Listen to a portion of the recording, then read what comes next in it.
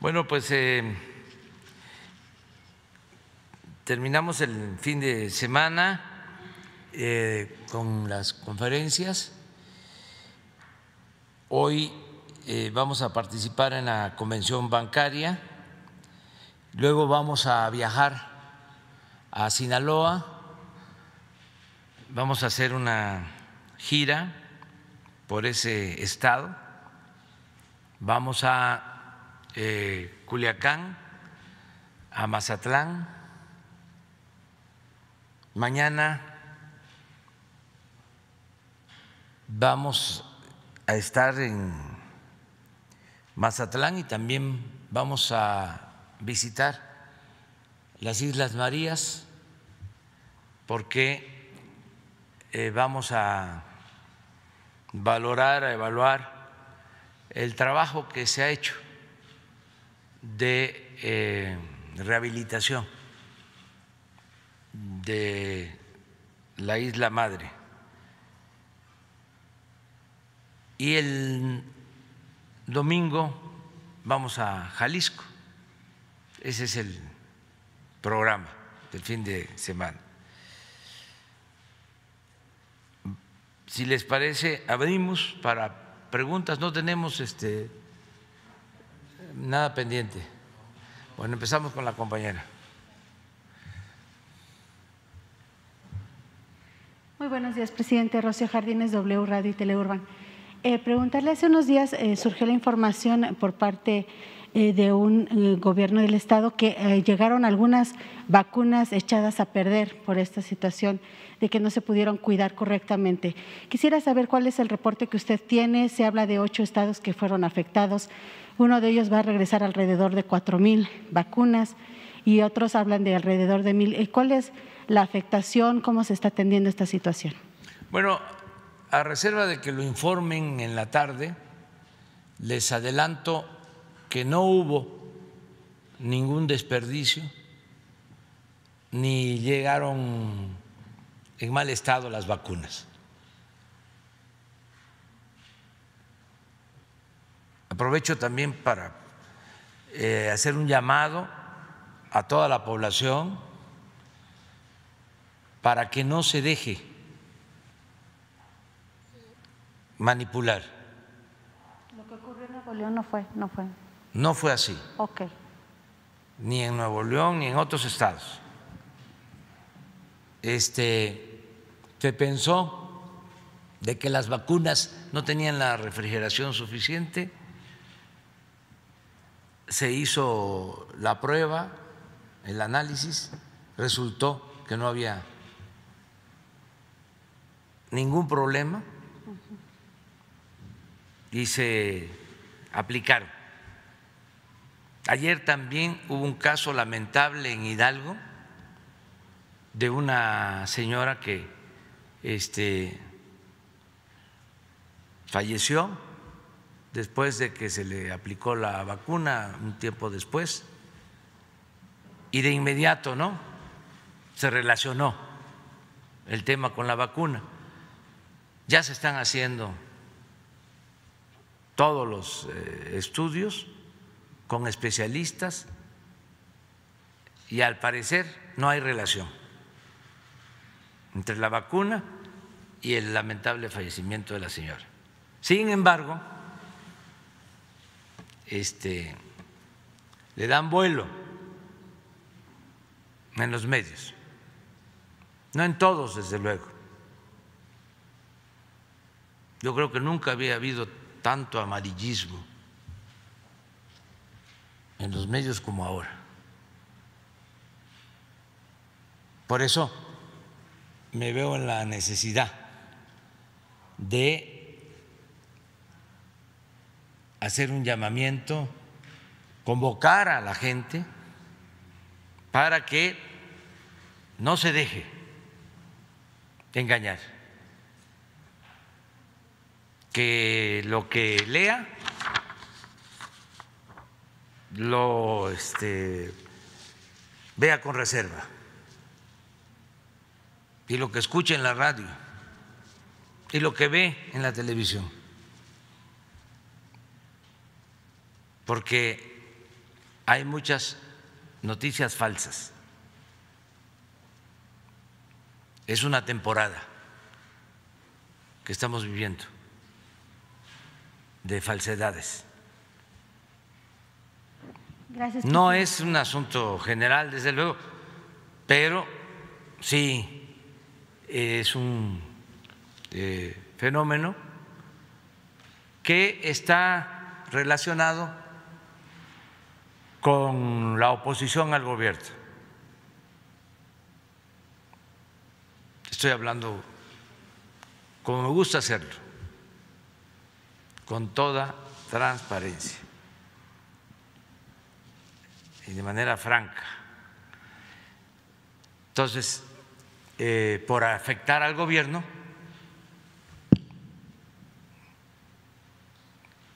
se magnifican las cosas.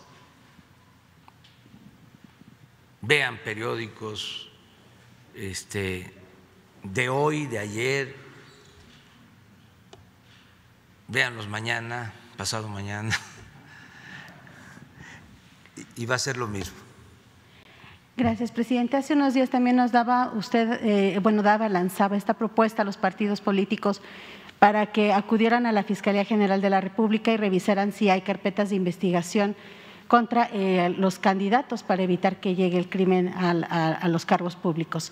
Quisiera saber si le han respondido a alguno de estos partidos políticos y su opinión, pues todavía sigue este escándalo de posibles candidatos que han sido señalados, como Carlos Lomelí allá en Jalisco, que está buscando la presidencia municipal de Guadalajara y ha sido señalado hasta por la DEA. Y también pues sigue el tema de Félix Salgado Macedonio, y al parecer en Morena no quieren hacer como muy claras las encuestas de qué es lo que están resultando en cada una de ellas. Gracias.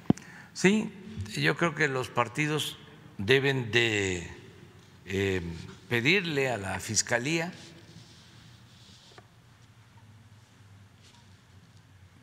la situación de los candidatos, hacerles un oficio. Yo antes, cuando fui dirigente, lo hice. Presenté un escrito y anexé la lista de los posibles candidatos o candidatos para que respondieran las autoridades. Eso es lo mejor, aun cuando se trata de más trabajo para la Fiscalía, pero ayuda mucho. Hoy vimos en la mañana lo del plan de protección a candidatos, protegerlos de la delincuencia organizada y de la delincuencia de cuello blanco. O sea, los que son amenazados, incluso que pierden la vida, porque el crimen, la delincuencia, quieren mandar, dominar en un municipio, en una región. Entonces hay un plan que se está llevando a cabo, ya inició, para darle protección a todos los candidatos frente a amenazas, porque han habido candidatos que pierden la vida y hay que protegerlos, sobre todo en estos tiempos. A ver, Jesús, 2 láminas nada más. Una, a ver si las tenemos, de cuántos candidatos o políticos han sido asesinados en Guerrero del 2015 a la fecha, para que vean. Es porque hoy revisamos esto. Y luego, en los últimos tiempos, a nivel nacional, candidatos que están secuestrados, amenazados. Entonces vamos a protegerlos. Y por último también, presidente, bueno, hace un momento que decía que lo que está ocurriendo de las vacunas no era cierto. ¿Qué reporte tiene en Oaxaca? Porque ya incluso el gobernador ha dicho que Bienestar ha fallado, hubo pues mucha inconformidad porque no se pudieron aplicar bien las vacunas en el estado, hubo protestas por las fallas en esta vacunación. Es parte de lo mismo. O sea, hay diferencias. Mire, esto es, ahora te contesto bien lo de Oaxaca. ¿Sí? Además, eso es lo que está sucediendo.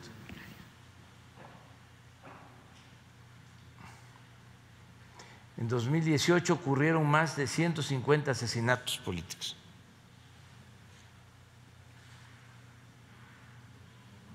Y aquí está.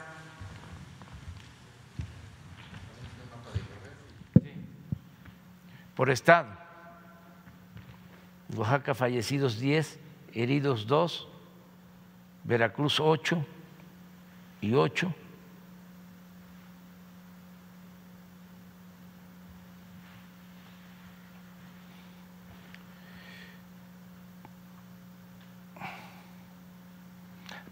A ver si ponen también lo que vimos del 10 de abril, de 10 de marzo. A ver, pero antes, Jesús, esto es lo que estamos revisando y vamos viendo. A ver, Guerrero. Miren, este es del 15 al 21, es casi todo el estado, todas las regiones.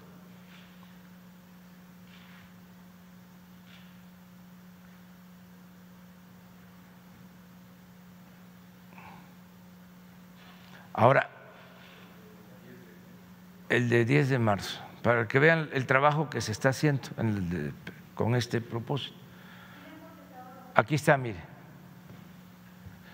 Esto lo hacemos diario, en las mesas.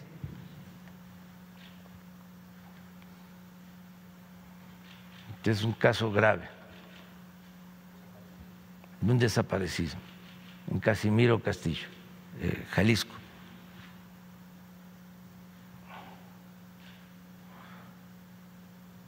De todos los partidos, todas las denuncias de todos los candidatos de todos los partidos. Estamos, y políticos.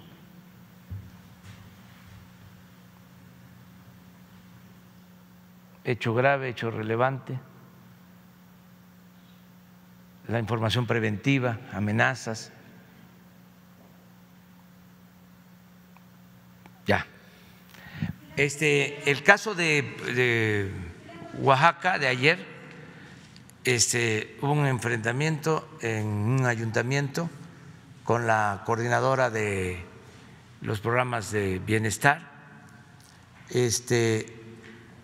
Tengo entendido que fue por discrepancias en la vacunación, la forma como se está llevando a cabo la vacunación. Se va a investigar, pero hay que verlo con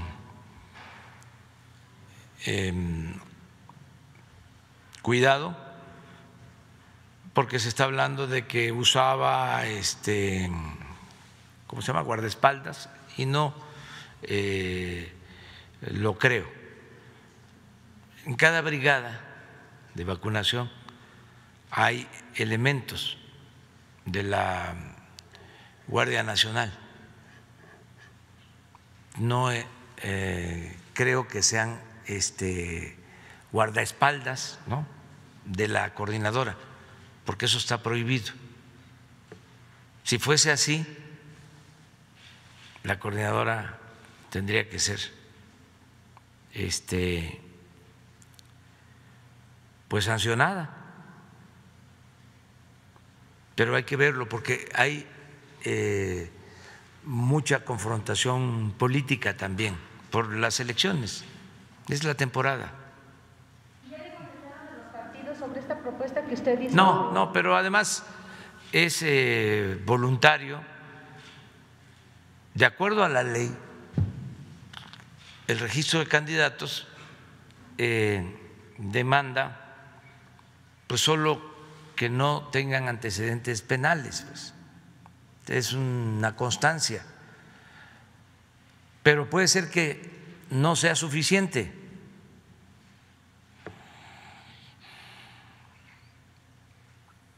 Y que haya información, por ejemplo, usted mencionó la DEA, Así fue señalado. pero hay que probarlo. Como superdelegado también fue muy señalado. Sí, pero no se probó. Entonces, que se pruebe, porque si no, pues es politiquería, es grilla, es nada más para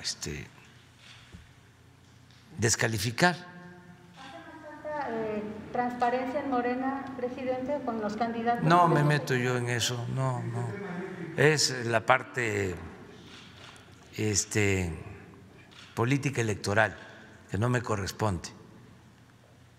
Ahora que sube la temperatura, pues también va a subir la temperatura política porque estamos en vísperas de las elecciones. Entonces también aquí un llamado, ¿no?, fraterno, respetuoso, para no meternos nosotros en esas cosas.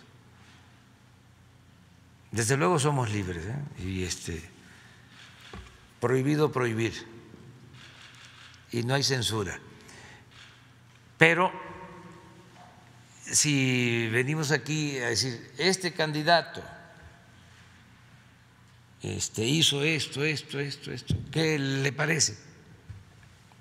Pues yo no tengo opinión. Eso corresponde al ámbito de lo electoral. Lo que sí me interesa mucho es que se garantice a los ciudadanos que se les va a respetar el voto. Lo que me importa mucho es que se respete la voluntad del pueblo. Lo que sí me importa mucho es que haya democracia, que no suceda lo de antes, de que predominaban los fraudes electorales. Eso sí, procurar, como ya lo estamos haciendo, en un acuerdo en favor de la democracia, que no se utilice el dinero del presupuesto, que es dinero de todos, para favorecer a un candidato, a un partido.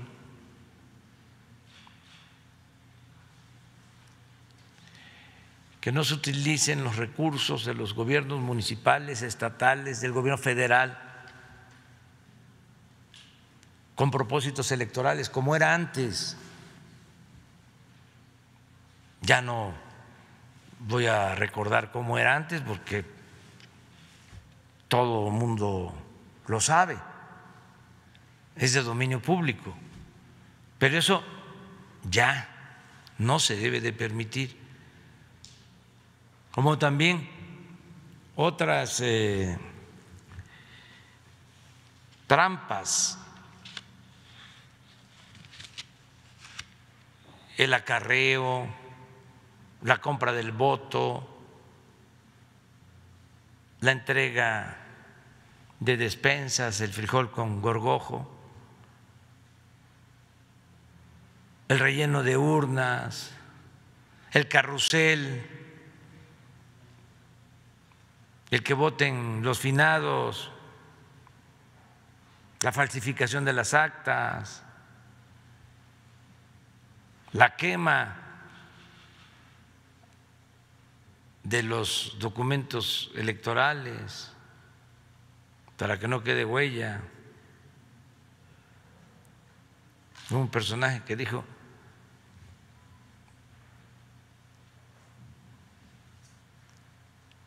que se destruyan esos papeles, que se quemen y que se entierren. Eso, acabar con eso. Vamos a una etapa nueva, hacer valer la democracia, el que no haya fraude. Seguimos con candidatos que parece que son legales, pero moralmente. Pero lo tiene que resolver eso el Instituto Electoral o la autoridad competente. Para eso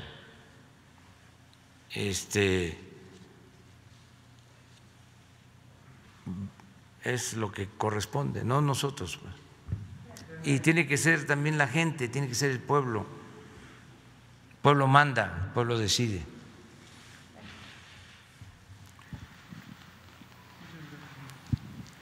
Buenos días, señor presidente. Buenos días a todos y a todos. Mi nombre es Diego Elías Cedillo, de Diario Basta, de Tabasco Hoy, de Campeche Hoy, Quintana Roo Hoy, de Grupo Cantón.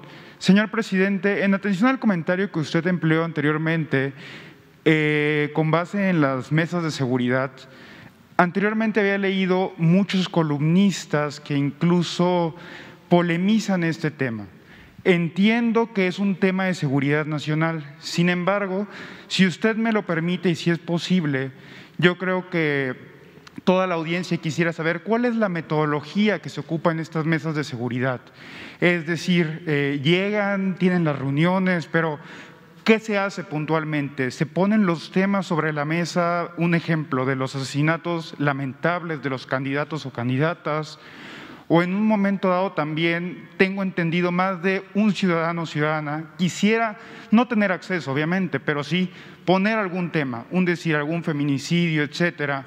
Por ejemplo, si nosotros expusiésemos un tema de abuso por parte de la autoridad o algún ilícito, se analiza este tema en las mesas de seguridad y a su vez, aprovechando esta coyuntura, no sé si usted tenga información, está claro que sí, de la recuperación del general secretario. ¿Cuándo se incorporaría nuevamente en sus labores? Muchas gracias, presidente. Sería la primera. Hay un mecanismo, ¿no?, de recepción de las denuncias. Creo que hoy presentaron un círculo, una esfera. Sí, un protocolo. Ahí está.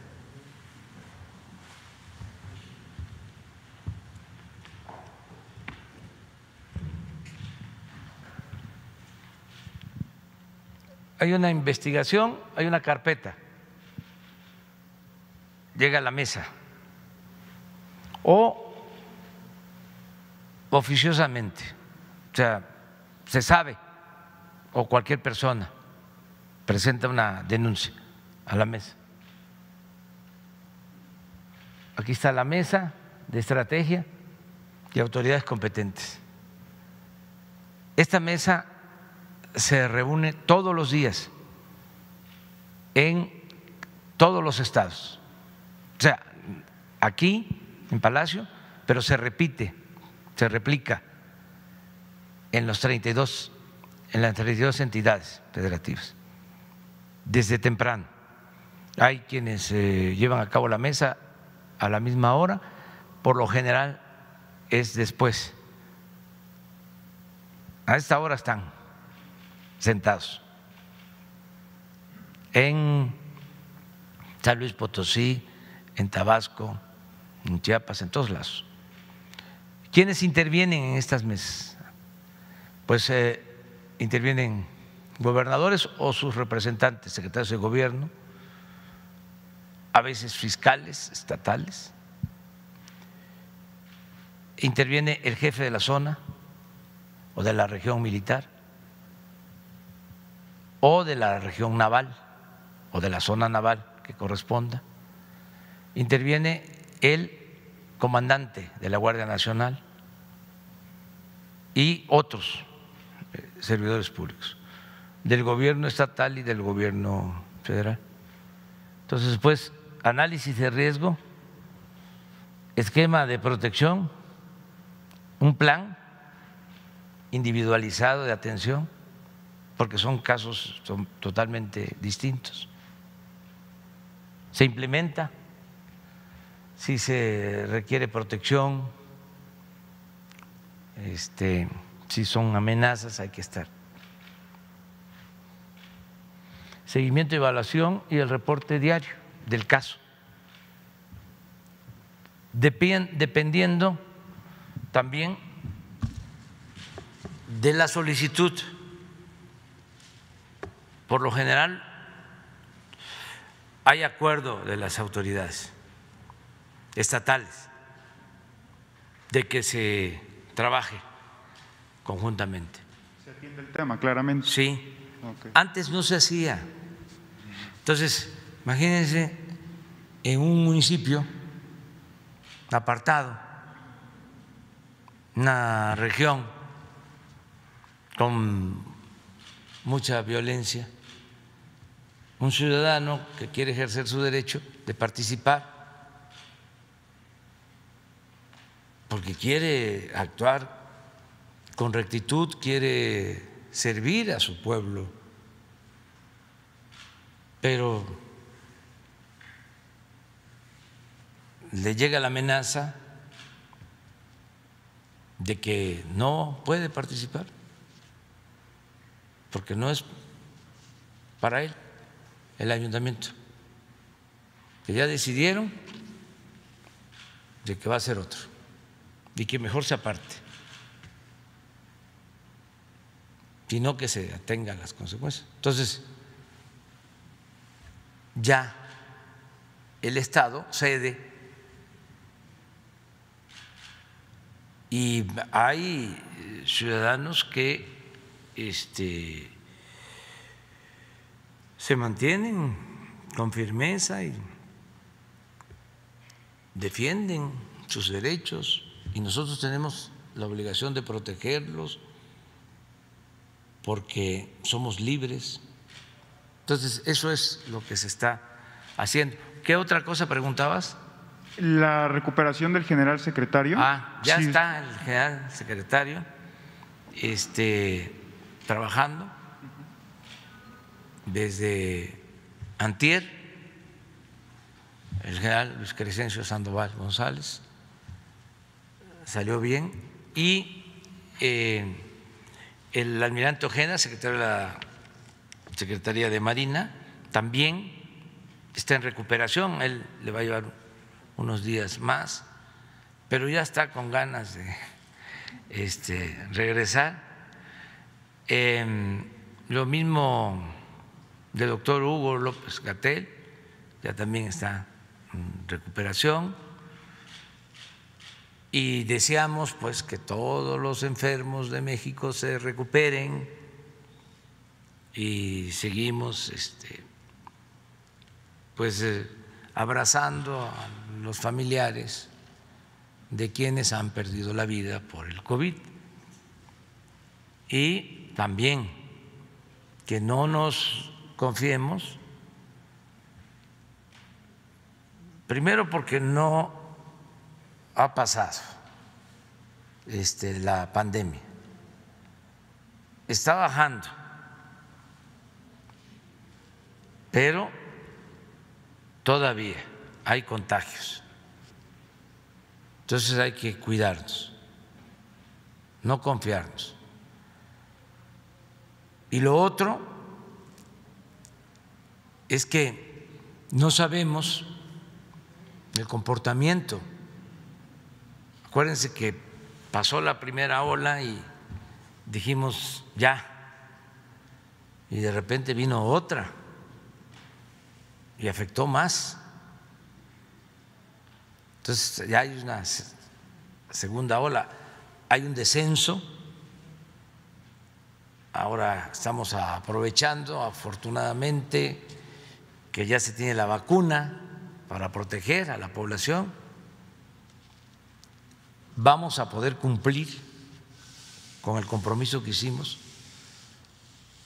de vacunar a todos los adultos mayores antes de que termine abril, aún cuando sea con una dosis.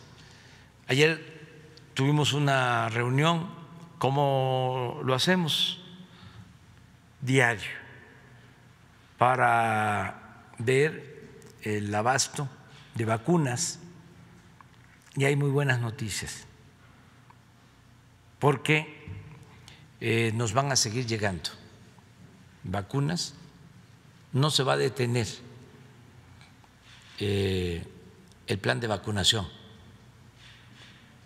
por falta de vacunas.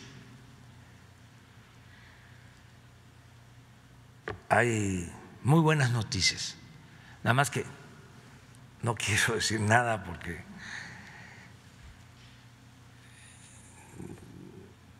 hay imprevistos también, pero sí decirle a la gente que vamos a estar en promedio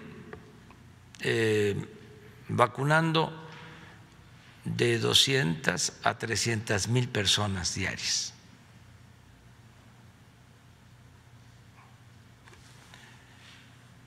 Y a lo mejor, como ayer, que fueron 360,000 los vacunados. Si me lo permite, únicamente a manera de comentario previo a mi segundo cuestionamiento, creo que usted tiene más conocimiento de esto, pero en Villahermosa, en Tabasco en lo particular, tengo entendido la vacunación ha ido con éxito. Incluso, digo, a manera de comentario personal, el día de ayer y de antier mis dos papás fueron vacunados, tanto mi mamá como mi papá, en Tabasco. Eso es señal de que va avanzando en la manera de lo posible. Sí, está la gente contenta con eso, sobre todo los adultos mayores. Si me lo permite, a manera de segundo planteamiento, el otro día, saliendo justamente de la conferencia de prensa, iba caminando aquí por la Plaza de la Constitución, por el Zócalo capitalino, y escuché a unos visitantes extranjeros hacer referencia a que no estaba puesta la bandera en el Zócalo. Referente también a los comentarios que usted ha hecho de retomar las clases de ética, retomar las clases de civismo, incluso tengo entendido también en la ética viene una parte de todo esto. Entonces, señor presidente, tengo muy presente que en primaria, secundaria, en preparatoria, hacer los honores a la bandera todos los lunes era un acto loable, era un acto que si bien los jóvenes no lo tomamos con la seriedad debida, pero sí es más que indispensable para retomar esta conciencia nacional que usted ha venido planteando. Señor presidente, yo me permitiría preguntarle, ¿consideraría usted viable retomar que se ponga la bandera monumental en la plancha del Zócalo? Y es más, si me lo permite, ¿sería prudente o usted consideraría viable hacer honores a la bandera presididos por usted para que todas y todos los mexicanos puedan verlo, incluso con todo su gabinete o en su defecto, tener algún invitado especial, un embajador, algún expresidente, como lo ha venido haciendo en atención al año de la independencia, pero hacerlo con cotidianidad todos los lunes en el Zócalo? ¿Sería posible o en su defecto nada más también saber por qué no se ha puesto la bandera? Gracias, presidente. Sí, se tiene que izar la bandera todos los días en el Zócalo. Y a las 6 de la tarde se baja. Y cada vez que hay esta ceremonia, llegan muchos ciudadanos y se forman. Lo que no sé es si últimamente se dejó de hacer. Sí se hace. A lo mejor por las vallas, sí, pero sí se va a seguir haciendo. Y siempre. Yo saludo a la bandera diario, todos los días. Le rindo homenaje diario, sin falta, de lunes a viernes. Y a veces también sábados y domingo cuando se trata de ceremonias cívicas, pero de lunes a viernes todos los días. Antes de venir aquí, paso a la Guardia a saludar a la bandera.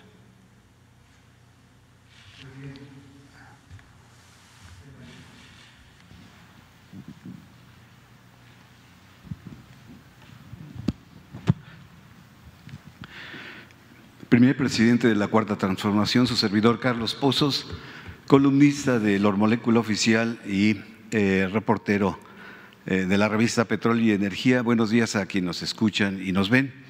Pues antes de iniciar mis preguntas, tengo dos datos de mis datos, señor presidente, y es para el Consulado de Los Ángeles, California, pues en su página de internet no funciona para accesar información y hacer citas y trámites para pasaportes o credenciales para votar. El número del teléfono Mexitel lo dejan esperando 1 hora y luego le cuelgan, y el consulado sobre ruedas tampoco puede dejar hacer citas.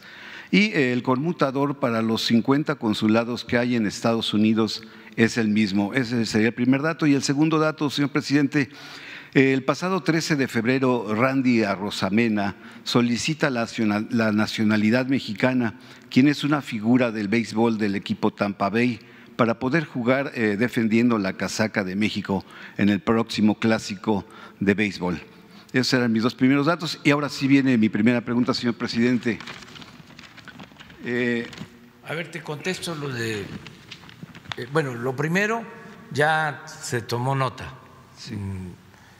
Lo va a atender Relaciones Exteriores. Y lo de Arozarena, ya lo había escuchado, que él quiere tener su nacionalidad como mexicano. Se trata, para los que no tienen el antecedente, de un beisbolista, de un destacado beisbolista de origen cubano que estuvo en México y luego se fue a Estados Unidos, a Grandes Ligas,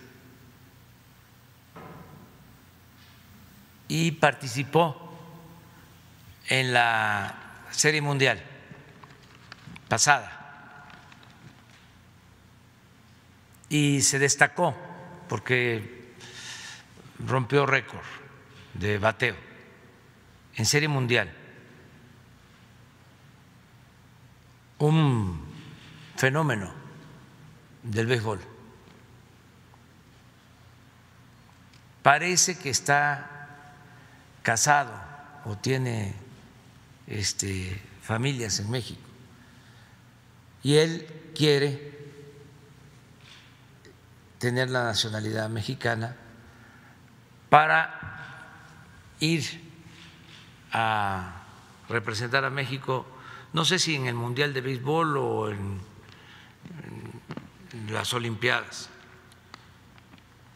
Le vamos a pedir a Francisco Garduño, que es el director de Migración, que entre en comunicación con él y lo vea.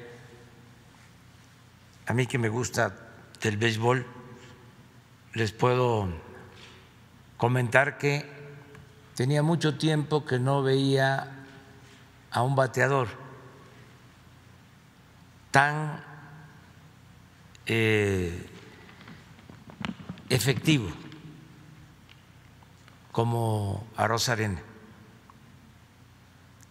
Ahora que vino a visitarme Julio Urías, pitcher de los Dodgers, sinaloense, también un gran pitcher, le pregunté por Arozarena, porque lo enfrentó. Creo que Arozarena estaba con Tampa. Sí, con Tampa. Con sí, Tampa Bay, con los Rays de Tampa Bay. Sí. Y lo macaneó, o sea, a Julio. Y dice, no, muy difícil. Los pitchers de Dodgers, comentábamos en el dugout, ¿qué le tiramos a este? Porque batea todo. Un fenómeno. Sin embargo, pues tenemos que ver legalmente si es posible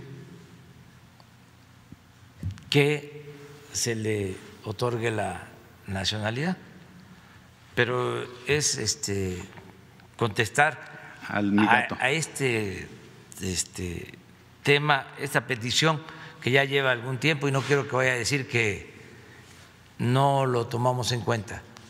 Mi primera pregunta, señor presidente. Juan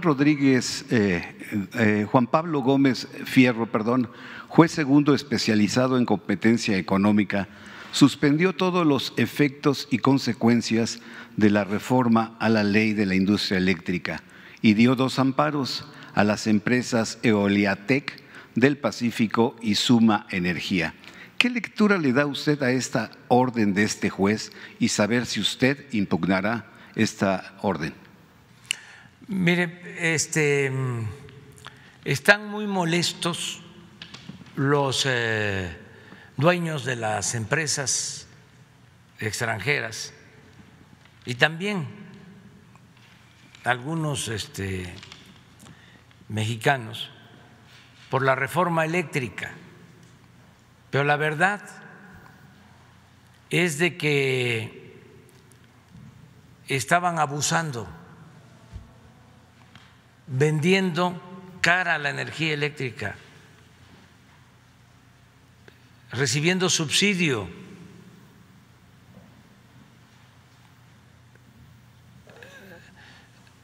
Ellos fueron beneficiados con contratos leoninos. ¿Qué es un contrato leonino? Es un acuerdo, un convenio que se hace con una autoridad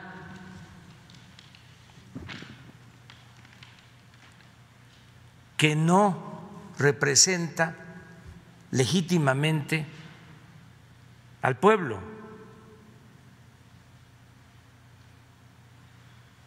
que no defiende el interés nacional, que desde luego tiene facultades y puede ser legal lo que haga, pero actúa como empleado, como subordinado de las empresas particulares. Entonces firman convenios en donde pierde la hacienda pública, pierde el pueblo y ganan los particulares, las empresas extranjeras. El ejemplo más claro y vergonzoso, humillante, es el de Iberdrola, una empresa eléctrica española que de manera gangsteril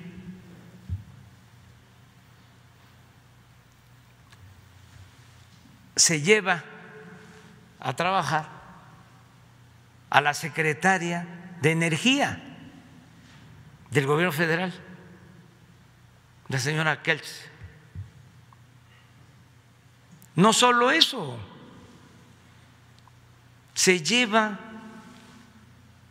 a su consejo de administración como consejero al presidente Calderón.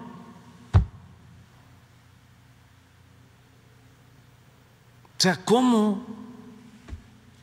Es una falta de respeto al pueblo de México, a nuestra nación. Es una vergüenza.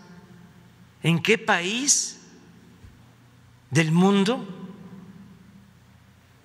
suceden estas cosas?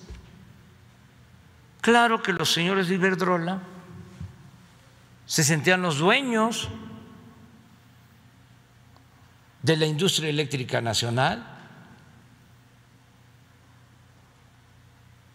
y sus contratos jugosísimos, nada más que a costa a costillas del erario.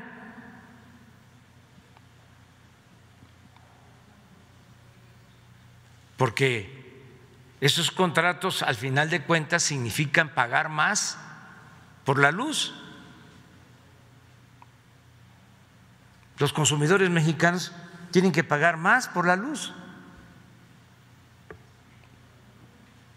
por esas ganancias excesivas que se pactaron en esos contratos, haciendo a un lado a la Comisión Federal de Electricidad. Entonces estos jueces se crearon, surgen cuando se lleva a cabo la reforma energética para proteger a las empresas particulares extranjeras, no para proteger y defender el interés nacional. Entonces, apenas se está publicando la reforma, y ahí va el amparo, el primero.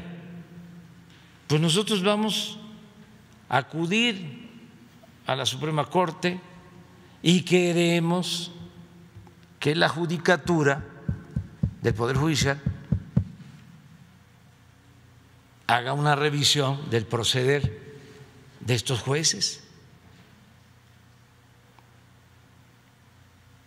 porque sería el colmo de que el Poder Judicial del país estuviese al servicio de particulares.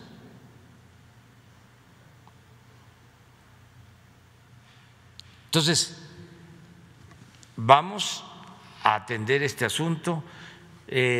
Ya les he dicho, incluso al gerente de Iberdrola, le dije, estamos abiertos para buscar un diálogo, una negociación.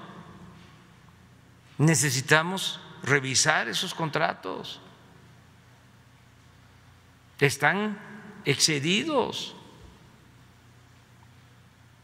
No estamos cancelando la reforma energética,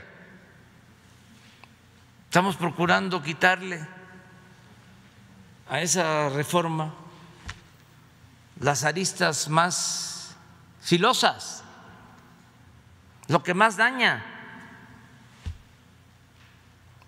y que las empresas puedan seguir haciendo negocio, pero con ganancias razonables,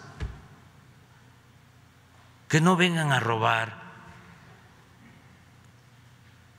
que se vayan a robar más lejos, o antes se los permitían, ahora ya no. Entonces vamos a estar defendiendo este punto. También de una vez aprovecho para contestar que unos abogados en Nueva York dijeron de que yo los había amenazado porque dije aquí, creo que antier o ayer, recordé la frase del general Cárdenas, según la cual quien entrega los recursos naturales del país a extranjeros es traidor a la patria. Pues lo dijo el general, pero además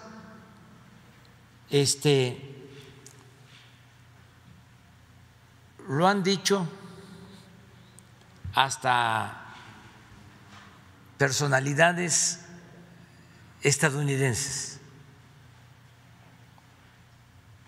porque en Estados Unidos hay muchos empresarios también, como en otros países del mundo, con ética, que actúan con rectitud. Existe un comportamiento moral, ético en las empresas, en los negocios. Hay países en donde se permite la inmoralidad de las empresas y sobre todo se les protege. Estos señores de Iberdrola y otras empresas españolas son protegidas por el periódico El País. Antes se pensaba de que El País era un periódico de izquierda, progresista. Yo creo que nunca lo fue, pero ahora está convertido en un boletín al servicio de las empresas españolas que tienen actividades en el extranjero. Lo digo porque a nosotros nos cuestionan un día y el otro también. Periodismo empresarial. Sí, un periodismo empresarial. Fíjense, como hoy en la mañana le decía yo a Jesús, de que estos abogados de Estados Unidos me hicieron recordar a el embajador Daniel, Joseph Daniel. Él fue embajador de Estados Unidos en México cuando la expropiación petrolera, uno de los mejores embajadores de la historia, así como sin duda Wilson fue un mal embajador de Estados Unidos en México, porque se metió a la vida interna y fue el que organizó el golpe de Estado contra el presidente Madero, el apóstol de la democracia. Así este embajador Daniel entendió muy bien el por qué el general Cárdenas tomó la decisión de expropiar el petróleo. Es interesante conocer la historia de Daniel porque fue secretario de Marina en el gobierno del presidente Wilson, secretario de Marina, y trabajó bajo sus órdenes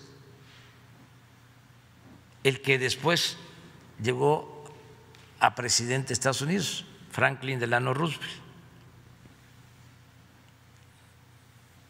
allá por 1914, que Daniel era secretario de Marina, Roosevelt era su subalterno. Pasa el tiempo, Roosevelt llega a la presidencia y tenemos la suerte los mexicanos de que nombra a Daniel embajador de Estados Unidos en México. Y era un hombre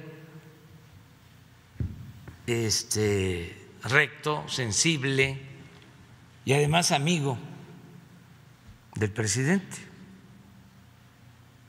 De por sí, Roosevelt fue muy respetuoso de México y de otros países de América Latina. Practicaba la política de la buena vecindad. Neruda decía que Roosevelt era el titán de las libertades, porque fue el que propuso las 4 libertades fundamentales del hombre. A ver si las recuerdo.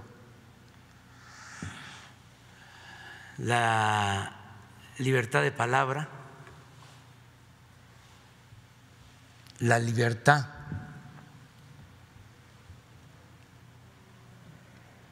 de vivir libres de temores,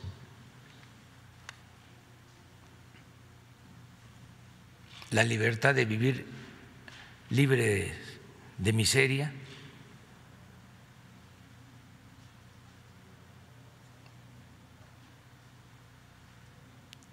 creo que el respeto a la vida son las 4 libertades. Ahora las vamos a ver, porque sirvieron de fundamento cuando se crearon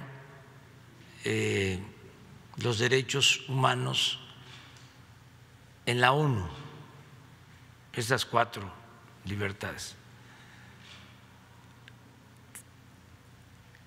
Cuando la expropiación, el presidente Roosevelt entiende, el presidente Cárdenas, se escriben, se comprende el por qué se tenía que actuar así, porque las empresas petroleras extranjeras se sentían las dueñas de México. Y los medios también ayudaron ese…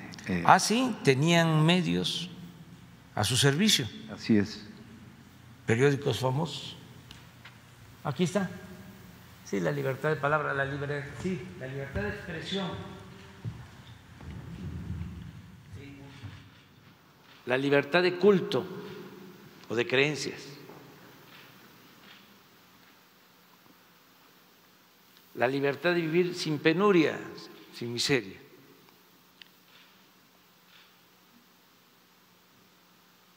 Libertad de vivir sin miedo. Pero en el libro de El petróleo tengo una cita de Daniel, pero miren lo que decía, esto es de sus memorias, hablando de cuando estuvo de embajador en México, cuando la expropiación. Los buenos resultados de esta política tuvieron mucho que ver con el papel que jugó el embajador Joseph Daniels, quien actuó con sabiduría y habilidad en los años más difíciles de las relaciones entre los dos países. Esto es mío. Su postura acerca del conflicto petrolero se resume cuando sostiene que el presidente Cárdenas tenía razón al promover que la riqueza del subsuelo se convirtiera en parte de la economía mexicana y que la crisis petrolera se debía a la negativa sistemática de las empresas extranjeras a modificar la visión con la que habían iniciado a principios de siglo. Y fíjense lo que decía, esto es textual. Consideran que los mexicanos,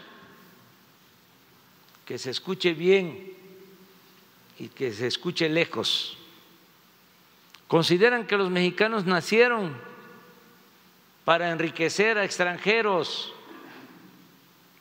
y que Dios puso importantes recursos naturales en el subsuelo de México para aumentar las fortunas que se encuentran en los cofres de los explotadores y concesionarios. Tómala. Bien.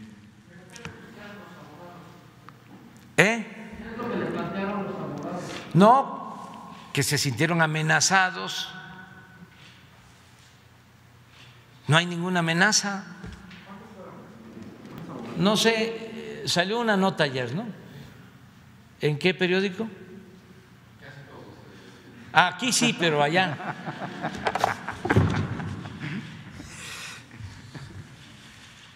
Aquí no es novedad, pero allá, ¿qué periódico? New York Times.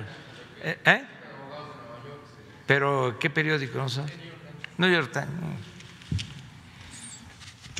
Mira cuántos tenemos aquí. Ya. Señor presidente, mi segunda pregunta y inicio así. jefe del Poder Ejecutivo Federal, el pasado 4 de marzo el PRI cumplió 92 años y la priista María Sauri, presidenta de la mesa directiva de la Cámara de Diputados, en entrevista con mi maestro Fernando del Collado, dice: 1, que usted tiene guardado en el fondo de su corazón a un priista. 2, que la 4T es solo un lema. 3, que hay un rumor que usted está preparando una nueva constitución. Y 4, que usted busca desaparecer a los organismos autónomos para conservar el poder. Esto lo dice Dulce María Sauri Riancho.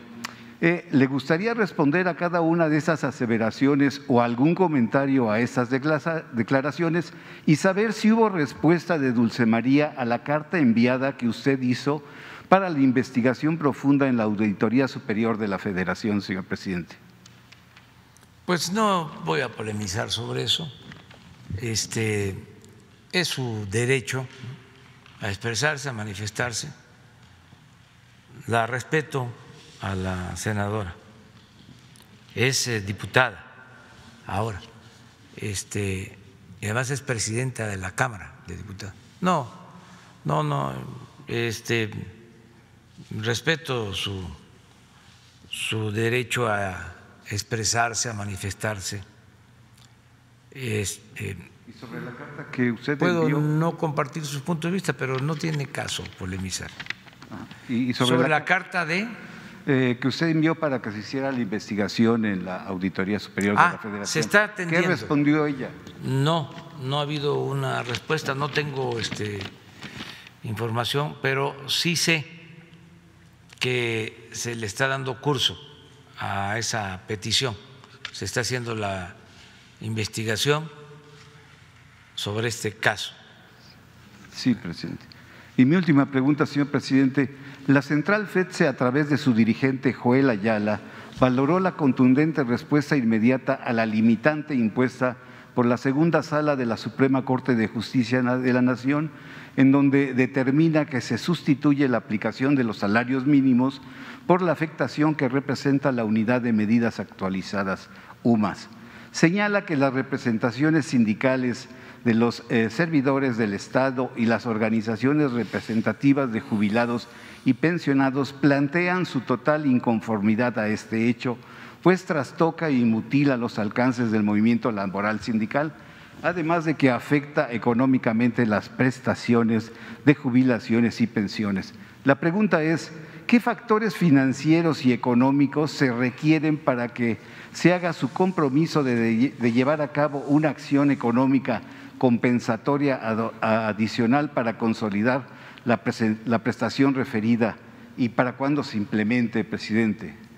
Bueno, en primer lugar, se tiene que tomar en consideración que estas reformas se hicieron en el periodo neoliberal.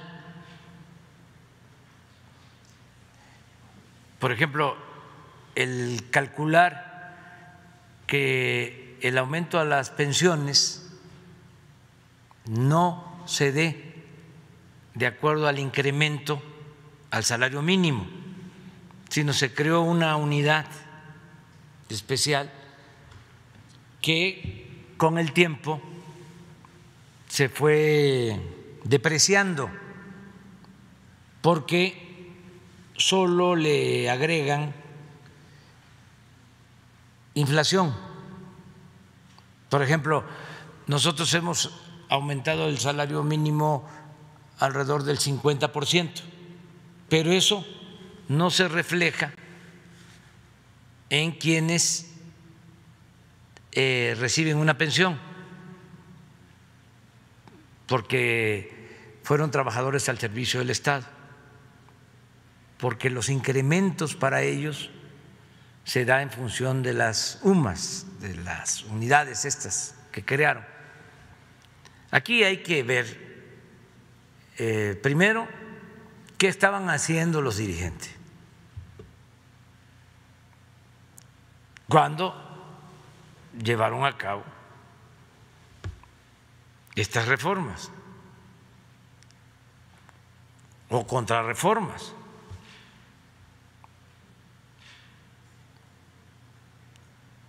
desde luego que se hicieron todos estos cambios y se afectó a los trabajadores. Es lo mismo de lo de las AFORES,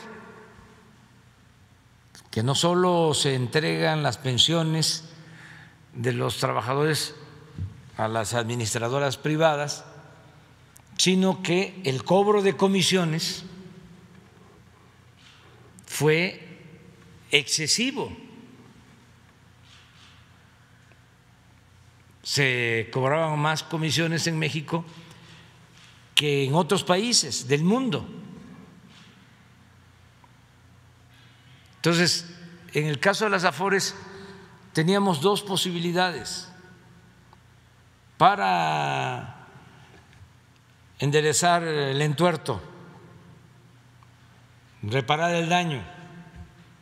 Una era regresar al sistema anterior,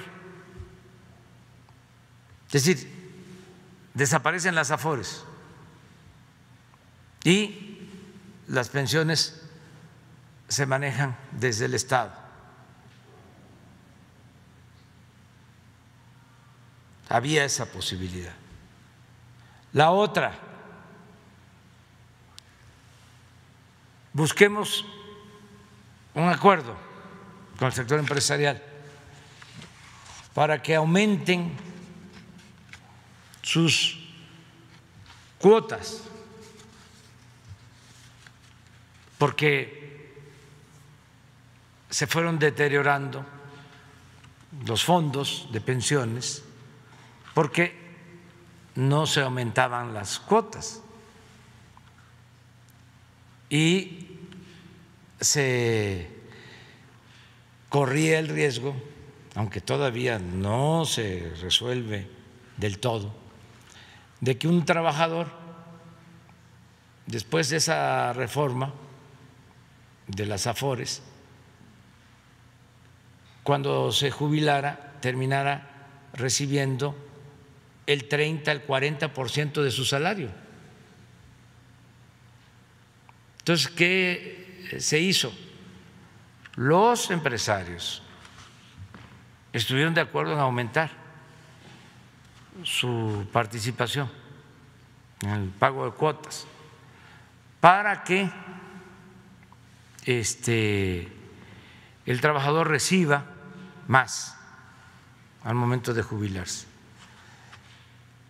Y esto se complementa, aunque sea con poco apoyo, porque se envió una reforma legal para bajar el cobro de las comisiones. Se estandarizaron con los países que cobran menos por el manejo de las AFORES. Entonces, con esto ya el trabajador va a recibir más, pero esto estuvo mal hecho.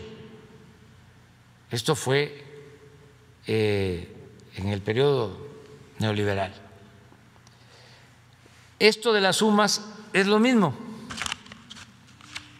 Entonces nos toca ver cómo lo enfrentamos, que un argumento que hay que tomar en cuenta es que, como en este caso el patrón no es el empresario, sino es el Estado, si se regresa al salario mínimo, pues no aumentaría el salario mínimo, se mantendría igual que la inflación, porque el aumento al salario significaría el incremento en la inversión que se destina al pago de pensiones. Entonces, ¿qué estoy pensando? Que se sigue aumentando el salario mínimo,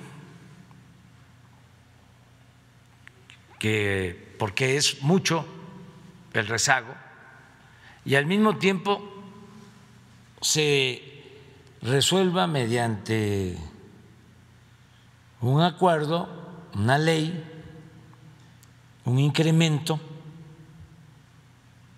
a las pensiones. Nada más que lo vamos a hacer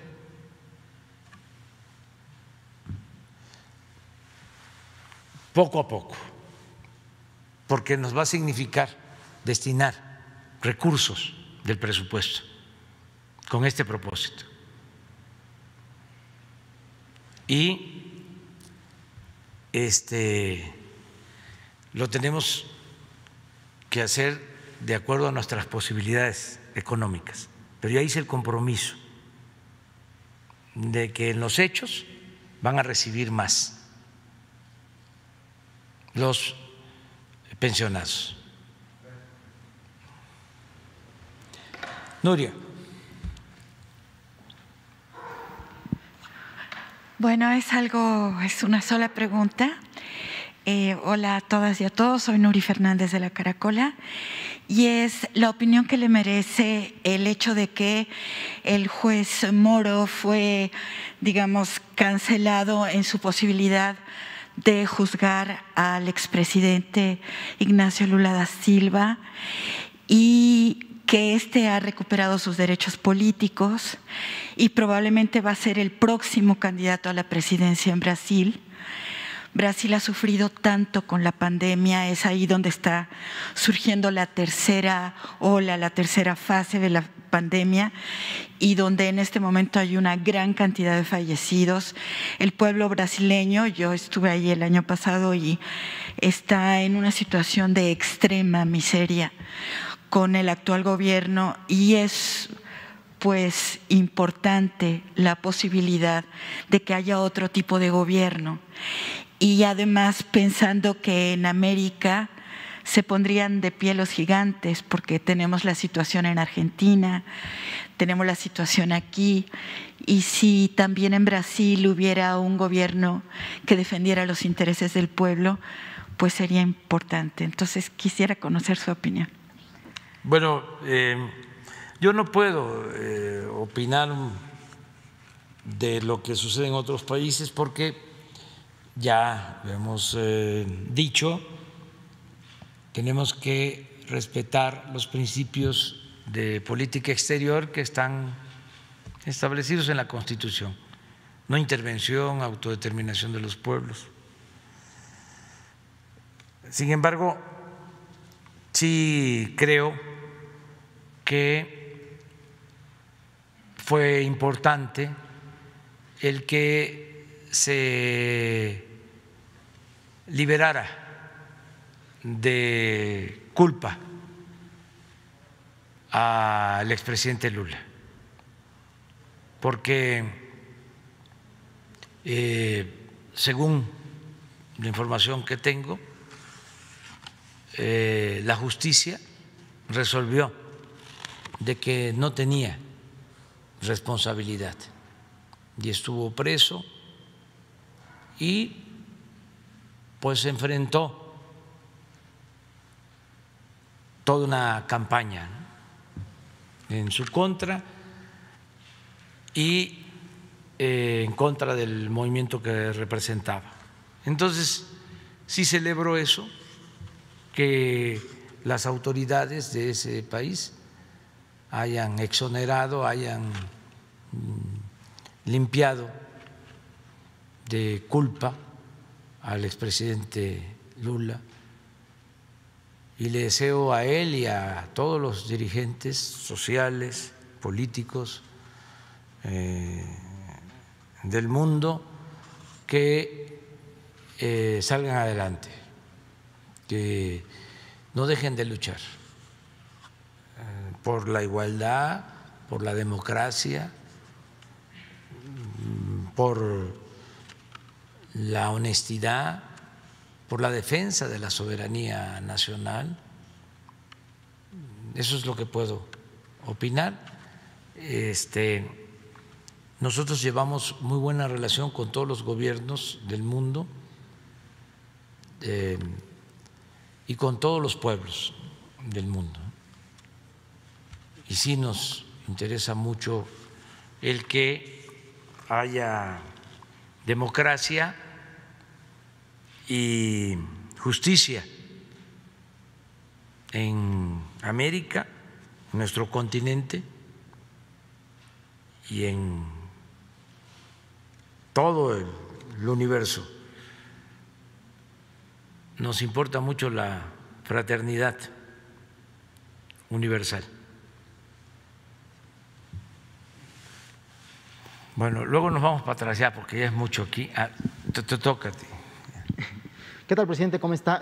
Buen día, Carlos Guzmán de ABA Noticias y de Regeneración MX. Si nos puede hablar un poco del tema Salgado Macedonio. Ayer estábamos en la Cámara Alta, Senado de la República, tuvimos la oportunidad de platicar con Citlali, la secretaria general de este partido, al cual usted obviamente lo trajo aquí al poder, y nos hablaba que hoy se daría a conocer, bueno, habría una sesión en el Consejo de Honor y Justicia de Morena con respecto a este candidato. La pregunta no es tan relacionada en el tema de directamente Salgado Macedonio, sino sin embargo del contexto que tiene.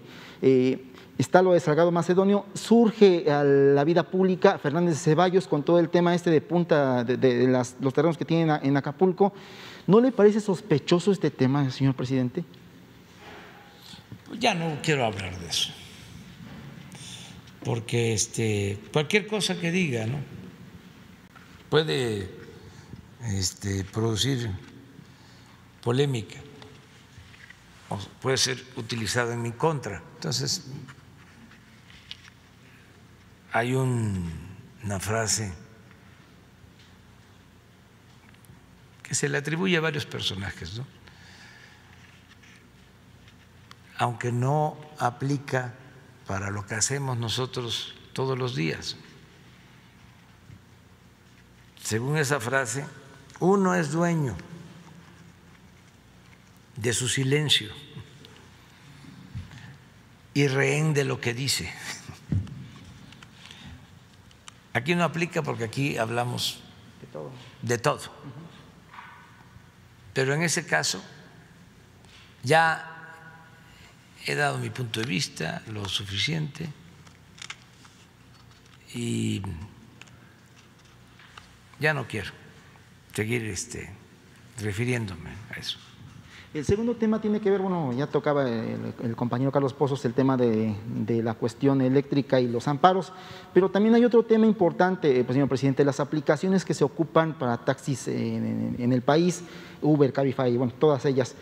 Había una propuesta de la jefa de gobierno, Claudia Sheinbaum, de que esas empresas compartieran tecnología para que los taxis de la Ciudad de México y otras entidades del país pudieran también competir de forma leal, obviamente en igualdad de condiciones, pero no se ha concretado.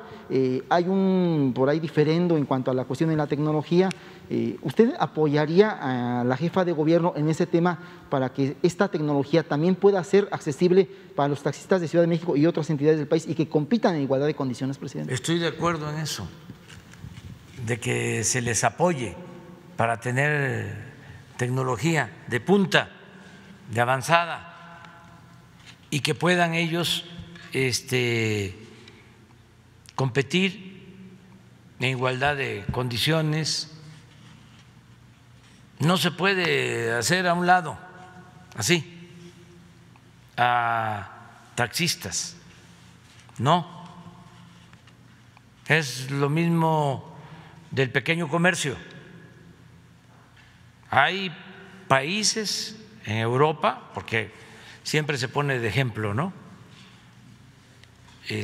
lo que sucede en otras partes, pero se copia lo malo, o antes así era, no se copiaba lo bueno. En Francia no es fácil de que pongan un supermercado, una tienda departamental, porque se protege a los pequeños comerciantes. No es de que voy a poner 1,000 o 2,000 o 3,000 o 5,000 pequeñas tiendas así modernas. ¿Y qué pasa con el de la tiendita, que lleva años ahí? Y son ¿Te familias. acuerdan cómo eran las tiendas aquí en la Ciudad de México? Yo me recuerdo las tiendas pequeñas de abarrotes en la colonia Guerrero, una tiendita que vendía de todo y era el sostén de la familia. Bueno, muchos venimos de eso, nos costearon estudios porque había una tienda pequeña y de ahí salía para mantener a la familia. Entonces son fuentes de empleo, de trabajo. Entonces es lo mismo. ¿Cuántas familias de choferes de taxi salen hacia adelante, estudian sus hijos? Entonces no es venir a avasallar y ya perteneces al pasado, eres obsoleto, anacrónico. Ahora lo que cuenta es la tecnología. No, pues hay que buscar la forma de que el que se quede atrás se empareje. De ahí que se requiera la modernidad, pero forjada desde abajo y para todos. Sí a la modernidad, pero de abajo hacia arriba, que a todos beneficie. Entonces, ojalá y la jefa de gobierno continúe con ese proyecto de apoyo a los taxistas. ¿La apoyaría usted en ese Sí, tema? desde luego. El tiempo que yo estuve de jefe de gobierno, no sé cómo esté ahora, pero habían como 110,000 taxis en la ciudad. Imagínense cuánta gente viviendo de eso. Y no otorgué ni un solo permiso, ninguna concesión nueva, porque si se saturaba, porque hubieron estados, hasta por cuestiones políticas electorales, entregaban placas. Pero imagínense, el que tiene un taxi puede sacar su día en 8 horas.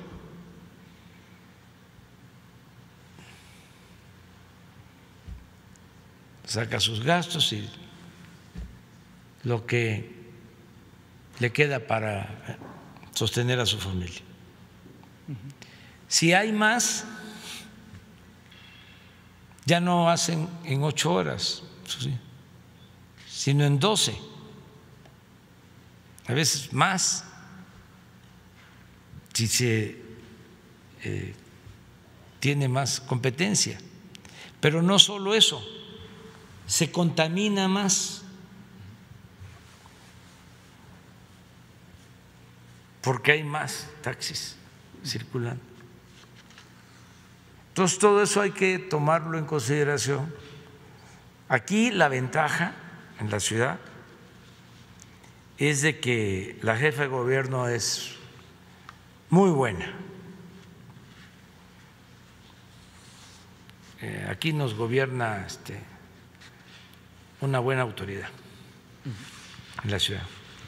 finalmente, presidente, regresando al tema de personas que ocupan su nombre para buscar imponer candidaturas, ¿qué nos puede comentar? Hay casos como el de Óscar Cantón allá en Quintana Roo, que supuestamente impone candidaturas como la de Laura Beristain. ¿Qué nos puede comentar de eso, presidente? No me meto en eso, no me meto. Y sí queda la vieja práctica de pedir candidaturas. Afortunadamente a mí me respetan y no se atreven a venirme a decir quiero ser candidato. Y algunos, aunque no se atreven a decir lo que les gustaría, lo que desean muchas veces es ser candidatos, pero plurinominal. O sea, no es ir ahí a que el pueblo decida, sino a la lista. Por eso me voy a meter un poquito, ¿no? Para los partidos lo mejor son los procedimientos de insaculación, porque si no, ¿quiénes van a las listas? Familiares, ¿sí?, los recomendados, los achichincles, etcétera, etcétera, etcétera. Bueno, hasta ahí. Ya es la hora. Nos vemos el lunes, ¿me parece?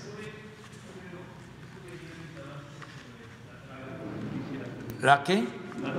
Las dragas. Sí, están trabajando. Sí, de una vez. Me parece importante, señor presidente. Buenos días, Raúl Hernández del Barlovento. Desde el año pasado que no vengo por aquí. Le hice una entrevista al teniente de navío Josué Eduardo Cortés. Entre otras cosas, es muy interesante lo que decía él, de lo que recolecta, de lo que va dragando, de eso hay mucho material para industria, mucho material también para el campo. Y están, me gustaría saber si usted tiene algún conocimiento respecto a cómo se puede ir administrando ese dragado. El otro punto que yo le observé al señor, al teniente, era de que el agua que sale de los ríos llega a enfrentarse a un muro que provoca la arena que envía el mar. Hace un muro ahí también y es una forma. Y ahí en las escolleras, en ese río, no son más de 150 metros, cuando en otros ríos llegan incluso hasta 1 kilómetro. Entonces, me decía que sí, que estaban observando eso, pero bueno, muy interesante lo que él decía respecto a eso, porque parece que hay una beta para aprovechar lo que se puede ir dragando. También está el pendiente el asunto de CENEAM y de los empleados de SINACTA, los trabajadores del SINACTA, que siguen siendo molestados, ya incluso ponen a trabajar a gente con enfermos de COVID. Hay datos y hay un montón de quejas al respecto. Y bueno, sí quiero decir algo respecto a Diego Fernández Ceballos, que es una persona, es un pillo, es un ladrón. Yo hice un reportaje en 1994, había esquilmado a un empresario egresado del Politécnico, un empresario que hacía microcomponentes y muy exitoso. Él hizo su inversión y tenía su dinero en la empresa, esta bolsa de valores que tenía Diego Fernández. Le esquilmó, no sé, algo como 6,000 millones de pesos. Yo publiqué en 64 periódicos en aquel tiempo y el señor nunca me quiso contestar, incluso lo detuve en el PAN, que tuve la oportunidad de encontrarlo, no me quiso contestar. Yo puedo afirmar y puedo probar con esas publicaciones que el señor es un ladrón, que el señor es corrupto y que sí miente. Y quería comentarlo porque me parece que es ocioso estar en esas alturas. El país merece mejores cosas. Gracias, señor presidente. Muy bien. Mira, lo del dragado es importante y se pensó originalmente para desasolvar, no tiene otro propósito. Pero como tú lo mencionas, hay que ver qué provecho se obtiene si ya están las dragas trabajando, y también el ampliar la superficie de escolleras, que esto va a ayudar mucho. Yo quiero pues aprovechar para informar a los tabasqueños y a todo el país de que ya están trabajando las dragas, porque desgraciadamente se inundó Tabasco, fue muy lamentable lo que sucedió, y se está llevando a cabo todo un plan de control de las presas, se está apoyando a la gente afectada, a todos se les dio un apoyo económico y se les están entregando enseres a todos. Tan es así que no podemos tener todas las estufas, todos los refrigeradores que se requieren, porque no tiene capacidad la planta productiva nacional. Y como no queremos comprar estos electrodomésticos en el extranjero, pues es de acuerdo a lo que está entregando la industria nacional, pero a todos se les está entregando enseres, estufas, refrigeradores, camas y otras cosas. Ya se lleva bastante y se va a detener, también eso aprovecho para que la entrega, creo que ya se llevan 4 municipios entregados, completos: Macuspana, Nacajuca, Centla, y estaban en Centro,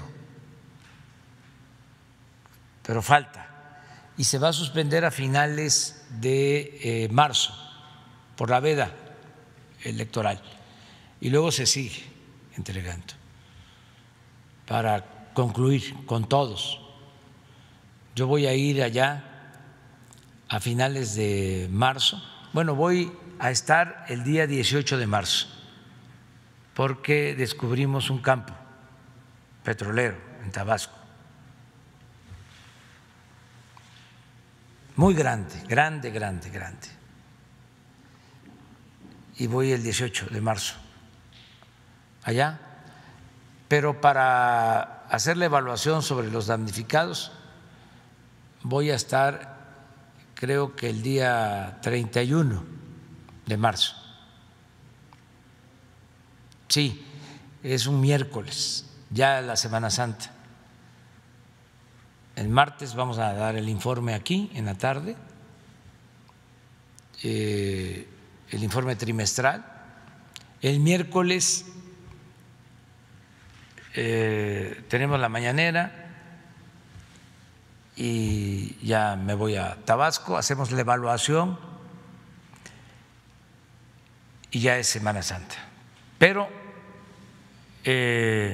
también en esa evaluación vamos a revisar lo que se está haciendo del dragado, porque se contrató a una empresa holandesa que es la que está haciendo todo el dragado en la desembocadura del río Grijalva, en frontera, porque ahí se produjo un tapón que impedía la salida de las aguas.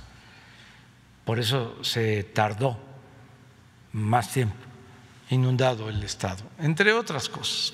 La verdad es que llovió como nunca, ¿sí?